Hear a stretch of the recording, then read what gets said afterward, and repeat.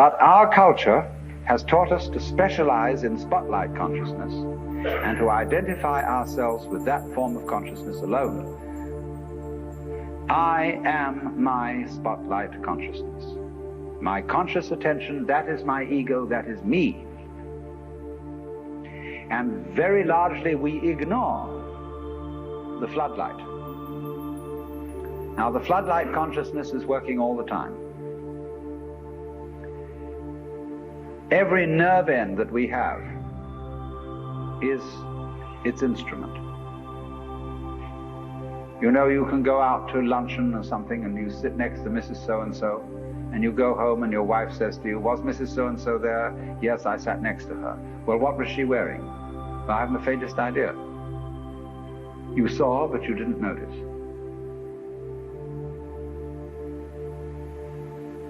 Now, because we have been brought up to identify ourselves with the spotlight consciousness, and the floodlight consciousness is undervalued, we have this sensation of ourselves as being just the spotlight, just the ego that looks and attends to this and that and the other. And so we ignore and are unaware of the vast, vast extent of our being. People who by various methods become fully aware of their floodlight consciousness have what is called a mystical experience, or a cosmic consciousness, or what the Buddhists call bodhi, awakening.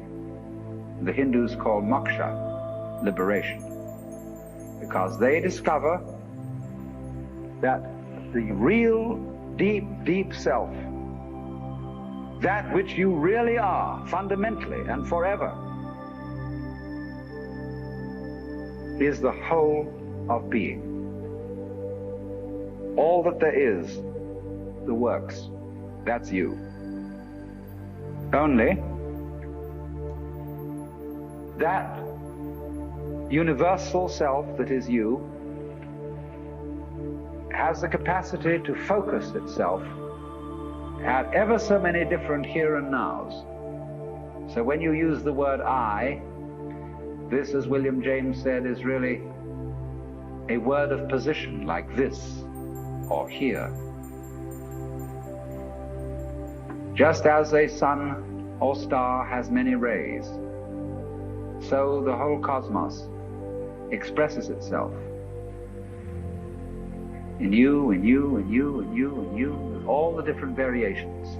It plays games. It plays the John Doe game, the Mary Smith game. It plays the beetle game, the butterfly game, the bird game, the pigeon game, the fish game, the star game. Just like these are games that differ from each other, just like backgammon, whist, bridge, poker, pinochle, or like waltz, mazurka, minuet, and so on. It dances with infinite variety.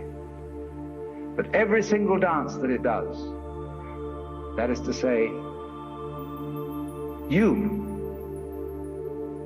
is what the whole thing is doing. But you see, we forget it. We don't know. We've been brought up in a special way so that we are unaware of the connection, unaware that each one of us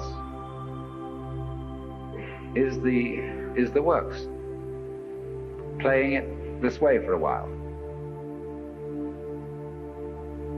And so we have been taught to dread death, as if that were the end of the show. It won't happen anymore. And therefore to be afraid of all the things that might bring about death, pain, sickness, suffering.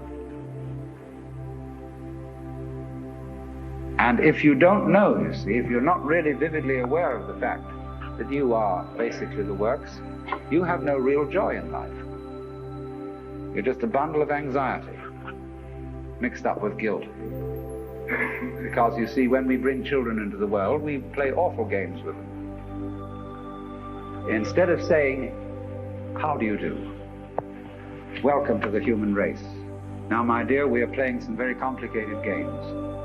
And these are the rules of the game we're playing.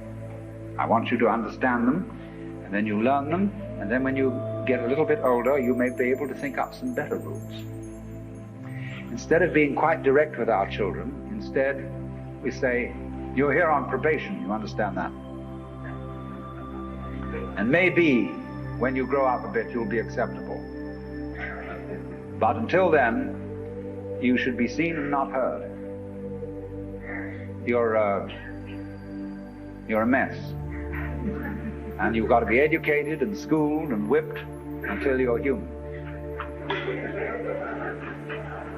So that these attitudes which are inculcated into us in infancy go on into old age. The way you start out is liable to be the way you finish. So people going around fundamentally feeling that they don't belong. Because their parents said to them in the first place, look, you don't really belong here. You're here on sufferance. You're on probation. You're not a human being yet. And people feel this right on into old age. And so they figure that the universe is presided over by this awful kind of God the Father parent, who, yes, has our best interest at heart, is loving, but who spares the rod spoils the child. Whom the Lord loveth, he chasteneth. So everybody's sort of, where's it going to hit next? So don't feel that they belong. So we get this ghastly, what I call Christian ego. It's a little bit Jewish too.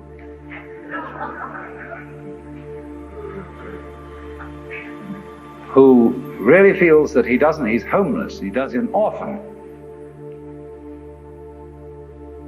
Even the Christians say we are sons of God by adoption and grace.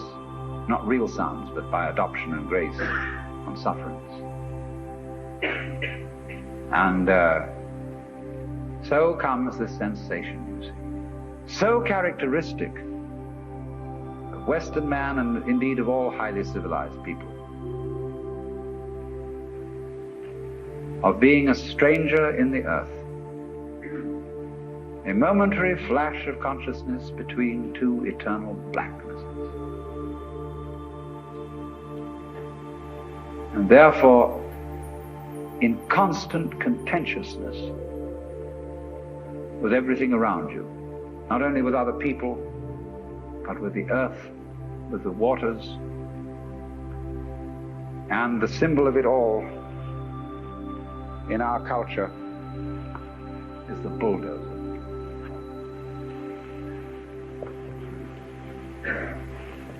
Where I live, aboard a ferry boat, there is opposite us, across the water, or was opposite to us, some lovely hills. They are going to put houses there. But they are going to try and put the sort of houses you would find in a suburban tract lot, on a hill of all things. Because a good architect can make a house fit the hill. He doesn't have to destroy the hill to put a house on it. And if you want to live on a hill, obviously you want to live on a hill. And you don't want to destroy the hill by virtue of living on it. But that's what they do, especially in California. Because Texas is kind of flat, and they don't have to do that kind of thing. But in California, where we've got lots of hills, they always scrape the tops off them till they're perfectly flat. Then they put houses on, and then they scrape them off in terraces all the way down. They upset the ecology of the hill, and eventually all the houses fall down. And so what? But by that time the payments have been made. But that's because the builder doesn't feel that the external world is his own body. It is. The external world is your own body extended. So he, instead of going up to the hill and saying, good afternoon, I very much want to live here, and I would like to know what kind of house you would like to have built on you. An intelligent architect always does that. Instead of that, he has a prejudice about what kind of a house is a house. And he has to make the hill submit to this prejudice. So he has to ruin the hill and get rid of it, pretty much, and put the house on. He's absolutely out of his mind. And he's out of his mind because he doesn't realize that the external world is his body. When he realizes that, he'll get his mind back.